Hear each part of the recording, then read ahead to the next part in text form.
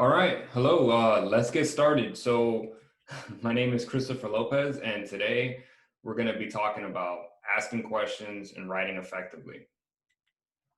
So first of all, who am I, right? We always need to have these slides in the beginning of our presentations. First and foremost, I'm a father. That is what's most important to me. My second role in life is being a SOC analyst. I've been a SOC analyst now for a few years. Sometimes I lose count of how long that's been. And I consider myself a blue team investigator. If I were to say that I had any superpower, it is the ability to always keep asking questions. And that's what this is all about. Our agenda, very simple, very straightforward. We're going to talk about investigative questions, what that means, how to use that to be able to actually draft up some really good write-ups, because that is how SOC analysts, for example, are able to demonstrate their value in their investigations. Okay, tools to be an awesome investigator. So it's very simple. You don't need that much. And we're going to go over some of these things here. First and foremost, you need your mind, right? And what I mean with your mind is everything about your mind, your questions, which we're going to go over a lot here, biases, perspective, experiences, how you feel. That's all very important to being a good investigator.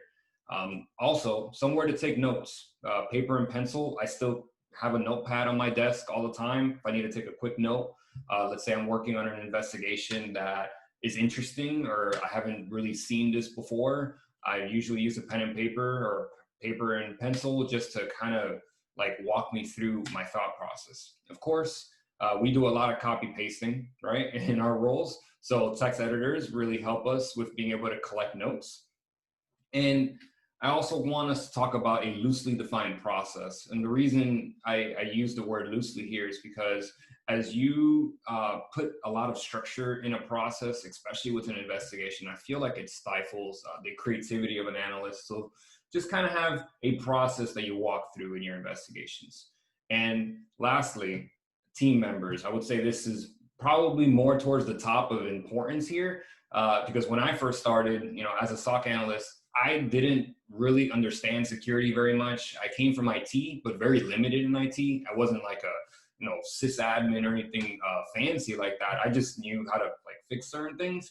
And if it wasn't for me being able to lean on team members, I wouldn't be where I am now. I mean, I started out with like a blank slate of not really knowing how to actually conduct an investigation. So very important tool at your disposal. Okay, so here is the investigation engine, right? So this is how investigations work. So first, you have your questions about what's happening in this investigation. With those questions, you try to answer them through your artifact collection, right? You try to get log data. You try to understand, what happened. How do I grab something to help me answer this question from this endpoint, for example? Then we have rabbit holes, right? These are normal. I always put it in here towards the middle because I find myself going down rabbit holes trying to understand something all the time. And it's very important to understand when they're occurring and how to climb out of these rabbit holes. So of course, as you collect your artifacts, you then compile all of them together and you form a conclusion, right? So that's what sets us apart from machines, right? Is we're able to grab all this stuff and like think about all of our perspectives and our biases on something and actually form a conclusion that makes the most sense to us. And then lastly, it's very important, of course, documenting how this all works and what happened, when did it happen. But this is the engine that we're going to focus on throughout this presentation.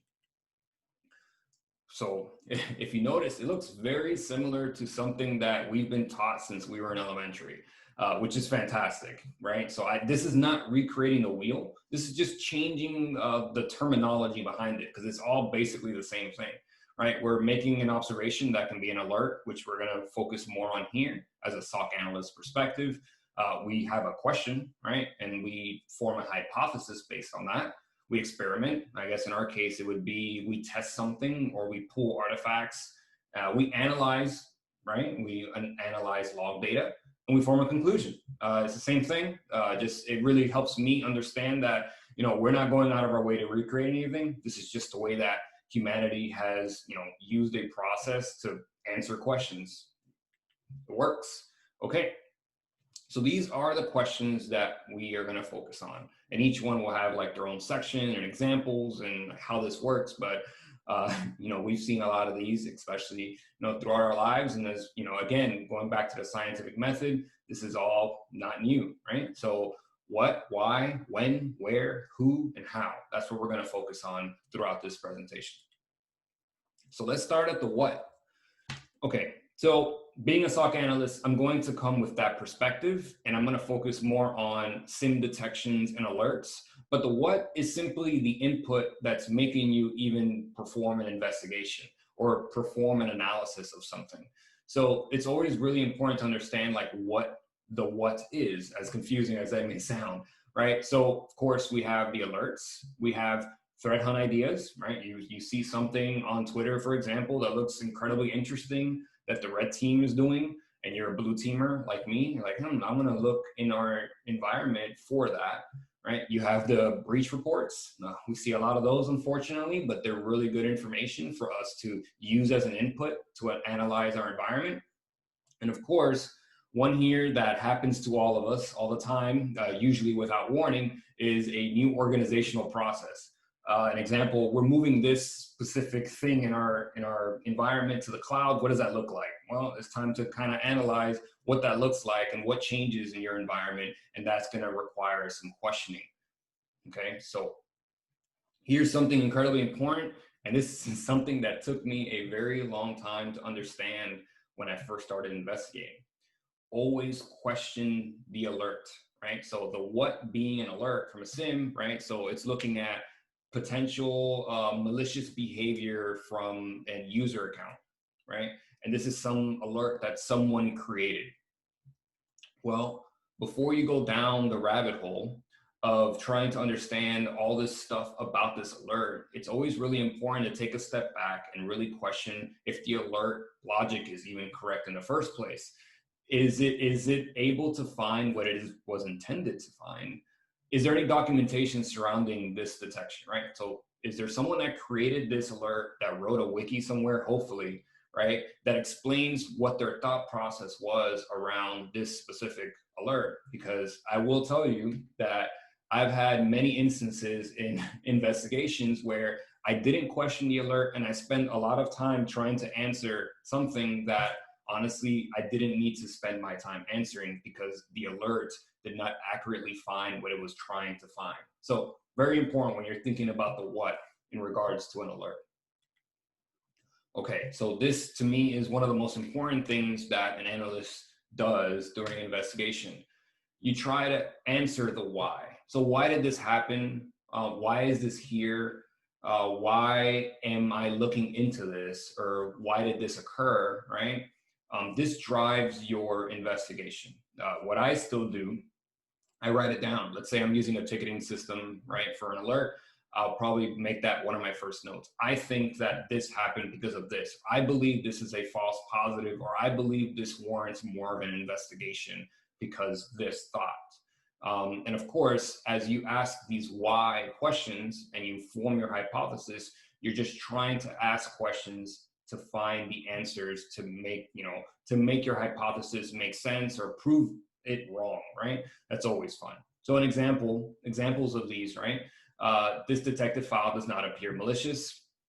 Let's say that it's a AV detection, for example, and it looks like something you've seen in the environment before, and it may be like a heuristic type alert where you notice that it may be something that your environment is testing. Well, you can form the hypothesis, this does not appear malicious in nature. And of course, you get another alert, which is about a phishing email, but it doesn't really look like phishing, that gut feeling you get, which is really important. Well, that's your hypothesis, and you drive your analysis and your artifact collection around that. Okay, so Leslie at a recent Wild West Hacking Fest, she said it a lot better than I could have. And I'm really happy she provided these 3 very easy things to consider when you're building your hypothesis, right? So is it falsifiable? Is it testable? And what is the scope? I think that this is incredibly important to consider when you're building your hypothesis. You want to be able to test it. You want to make sure that your hypothesis is within scope of your analysis. You don't want to, basically start thinking about something else that may not have to do with this specific investigation. So really important here when you're building this out. So here goes an example. We talked about AV a little bit. That's something that many of us in SOX we see, right? Antivirus detects something. So an example alert, June 5th, 2020, AV detected a potentially malicious file in a user-based directory, and my hypothesis file did not execute, right? So AV may have been able to, quarantine or capture this file, right? We're not even asking why this file is there yet. We're just forming a hypothesis a little bit. And then we're going to try to test against that, right? So I believe that the file did not execute. So I'm going to pull artifacts and pull data to prove myself wrong, right? I'm going to look for evidence that it did execute. I'm going to look for evidence that it was able to bypass AV, even though AV was able to detect it, doesn't mean it was able to action it properly. So that's kind of how this stuff works with the what and the why. When. Okay, so the reason I put this right after those two that are incredibly important is because timestamps have burned me in the past. Understanding when something occurred is really important. And I'll tell you a little bit of a story here. So I was trying to investigate suspicious activity on a machine. And I was looking in the SIM data, which is set to my time zone.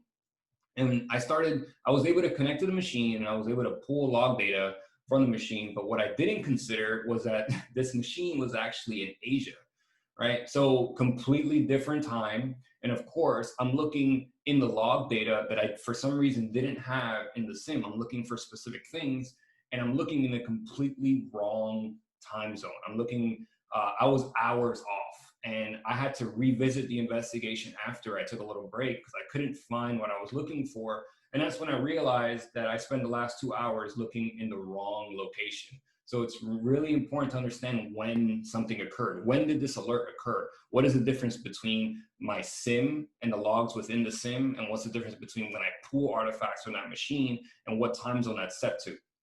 Or the timestamps of when something occurred. Another thing to think about with this is as you're, putting down notes and writing things up, I think it's really important to put timestamps of when things actually occurred. Let's say it's a file-based detection. Well, it occurred at this specific time, or it attempted to execute at this specific time. Those whens are very important as you start to formulate your write-up. And of course, we gotta put UTC here. Set everything to UTC if you can. It makes everything a lot easier with converting, and it's just something you'll get used to over time. But at least you'll know that everything is on the same thing, right? So that's really helpful so that you don't do what I did and spend 2 hours unnecessarily looking in the wrong place. Where? So where is interesting, right? So I just gave an example about Asia, and that is answering the where. So this question can be answered with when. Right? So that's something to consider. So you might, knock two birds with one stone in these types of questions, but this also brings up certain things that are important, which is like asset location and asset management. Is this a server that's sitting in a data center somewhere? Is this someone's laptop? Where is this user? If it's a laptop, like where are they located? Did they recently get on a plane and go somewhere else? Like how does that affect what happened here? So really important to consider. Sometimes can be answered with the when, which is really great. Okay, so who? We spoke a little bit about a user. So there's something really important to think about when it comes to a user, right? Something that took me a long time to understand, and that is there's a level of abstraction when it comes to a user account. Just keep that in mind.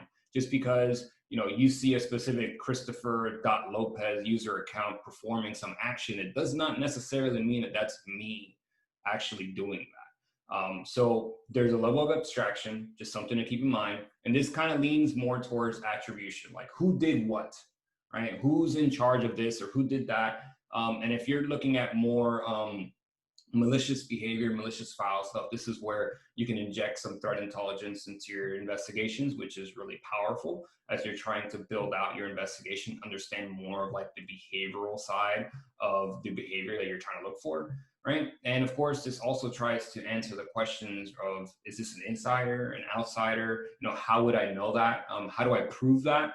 And that can help you with your artifact collection. And of course, employees? Is this a vendor? Is this some contractor that we lent a machine to that, was able to get access to something and did something malicious or potentially malicious, right? Is this a coworker, which is always really difficult, but sometimes it's really important to understand that.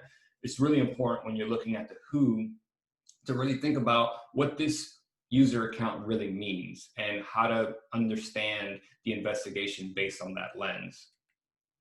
How is powerful.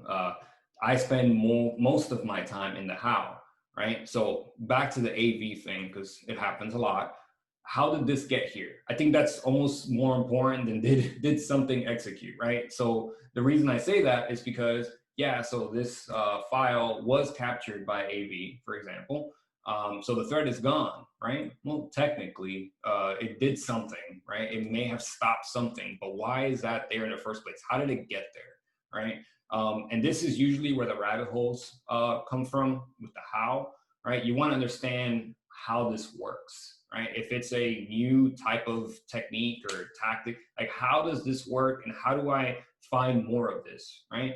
And also something to really keep in mind is, as a SOC, right, an effective SOC, we're always trying to build better detection capabilities, right? Or response capabilities. We're trying to always make our rules better, right? So how did we detect this is really important. Was this just someone that sent us an email, which is really awesome when our user base can send us something and say, hey, this looks a little bit strange, take a look at this. Or did we actually have a rule that alerted this to us, right? Or alerted us to this specific activity? It's really important to understand as you're building out this analysis. And of course, if you're looking at this through the lens of a tiered-based SOC, function, how impactful is this? Do I need to escalate this? Have I gotten to this point now where this looks much more malicious than I originally anticipated, or my hypothesis has proved this to be really bad, and I need to basically let somebody know about the severity of this specific thing? That's how you answer this, right? How impactful is this? Okay, so you have all of these things put together, right? Hopefully you've taken notes. Sometimes I forget to, it's okay, right? Hopefully you have something in your mind and now you need to put it all together. It's really important to understand. And this is something that took me a long time to understand. When I first started writing things up, I didn't really get how important these write-ups are, right? So this is what your management sees. This is what your leadership sees, right? They don't see all the rabbit holes that you may go down, right? Unless you do what I do sometimes and copy paste some interesting things that you learned and put it in a chat somewhere. But what they really see is what actions did you take? What happened here? What answers did you obtain? Was this escalated? Did it need to be escalated, right? And what is your conclusion? Like what did you determine from the artifacts that you collected? Is this bad, right? Is this a false positive? Do they need to do something because of this, right? And you need to be able to equip your leadership to be able to make those difficult decisions, right? So we're here to provide the facts, right? That's what our job is. And it's something that I had to learn very early on because I like to write a lot. I like to talk a lot. And sometimes I like to really communicate something really interesting technically, right? And what I failed to understand was not everyone has the time to sit there and read a very long write-up, right? And if you do create a write-up, you need to understand that you should include something like a bluff, right? A bottom line up front. Let them know, whomever it is that's reading this documentation or this report that you wrote, like, why am I reading this, right? And something that's really important here is to provide contextual data, right? So this happened at this point, it includes this machine, and I explicitly write what this machine is, a server, laptop, whatever, and it had this user account associated to it, and here is the OSINT information, right? The open source intelligence that I obtained regarding this specific file, and here's what it means, right? That's really important so that, if they have questions, they can look in their write-up, the write-up that you created, and really try to answer those questions by themselves. Like, they have everything that they need in that write-up.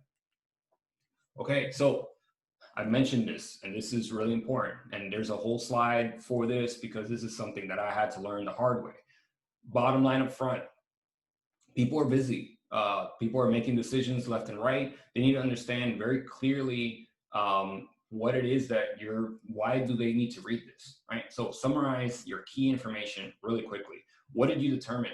What was involved in this? Why does this matter? Why do we care, right?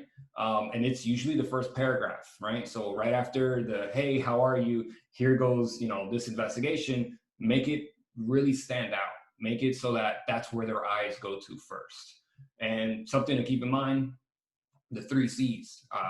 Make it concise, make it clear, and make it correct, right? Really fact check yourself. When you make a determination on something, have the evidence to back up that determination, right? Or, sometimes this happened based on our investigation, based on the data we have, it's inconclusive. That's okay too, but back that up. Like really try to be as correct, clear, and concise as you can be when you're writing this up.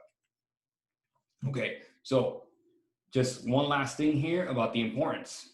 Your write-ups can invoke change in a process, right? So that's something we do, right? So let's say that there's this new phishing campaign and we have a certain way of handling that with our users and we found that it's ineffective, right?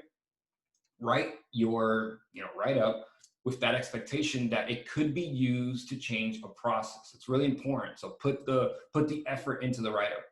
Can someone replicate the actions you took? Now, this is really important, especially when it comes to like a tier-based SOC.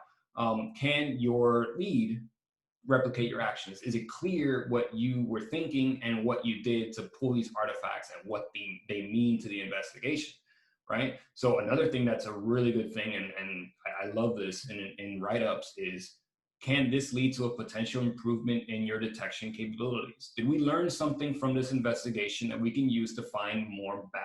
Or did we tune this potential false positive out, and why, and how that helps our efficiency when we're trying to deal with the alerts that we deal with?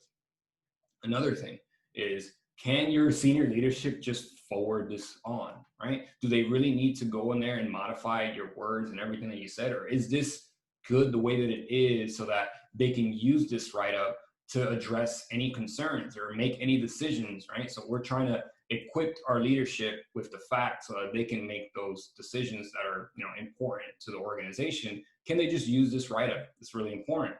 Another thing, I love documentation. I spent a lot of time on documentation. Did you document your findings, right? This is another question to ask yourself. In a wiki or something that your team members can look at, something that you can go back and reread how it is that you wrote it, because we keep evolving our writing style. Is there somewhere that this is stored so you can always reference it? Okay, so summary. Questions drive an investigation. Really think about what questions you're asking yourself. Build an effective hypothesis. This is what drives your investigation. This is how you're able to collect artifacts and try to prove yourself wrong. That's always fun. So answers to your questions as you're writing them down form the foundation of your write-up. This is how your write-up grows. This is the foundation of your write-up. An analyst reflects their efforts through their write-ups. This is where your leadership actually is able to see the value in all the work that you put in. It's really important to write it up with that expectation. People are busy.